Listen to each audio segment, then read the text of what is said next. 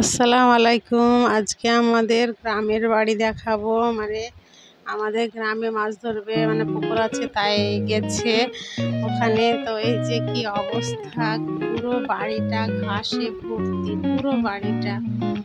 যেহেতু বর্ষার সময় ছিল, তো ওই জন্য জল পেয়েছে আর ঘাসে ভর্তি হয়ে গেছে। কি অবস্থা হয়ে গেছে!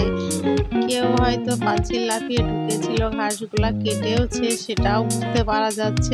এখানে যে যা চাই সে তা করে। আমরা তো থাকি না সেইভাবে। এখানে একটা পেয়ারা গাছ আছে, কাঁঠাল গাছ আছে, আর এদিকে যে জলের ট্যাঙ্কি, আর এখানটাতে এই যে কারি পাতা গাছটা, এটা আমিই লাগিয়েছি।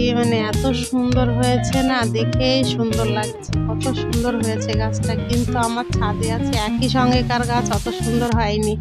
ওইদিকে পেয়ারা গাছ আছে, আর এই যে মাটির বাড়িটা, এই বাড়িটা কিন্তু 3 তলা। এর ভিতরটাও আপনাদেরকে আমি দেখাবো। এখন বাইরেরটা দেখিয়ে দিচ্ছি। এটা গোয়াল বাড়ি ছিল।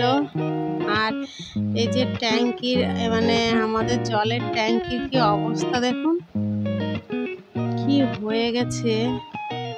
পুরো মানুষ না থাকলে যেটা হয়, থাকলে এগুলো ব্যবহার করলেই হতো। এখানে একটা আমের গাছ ছিল, সেটাও লেতিয়ে গেছে।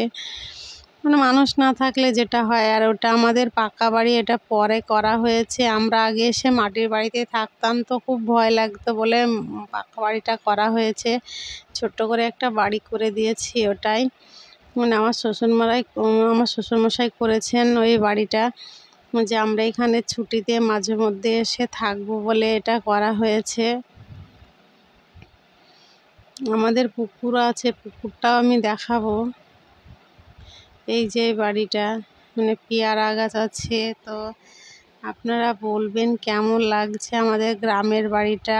তবে এখন লোকজন পাওয়া যায় না, আগে লোকজন পাওয়া যেত পরিষ্কার করার।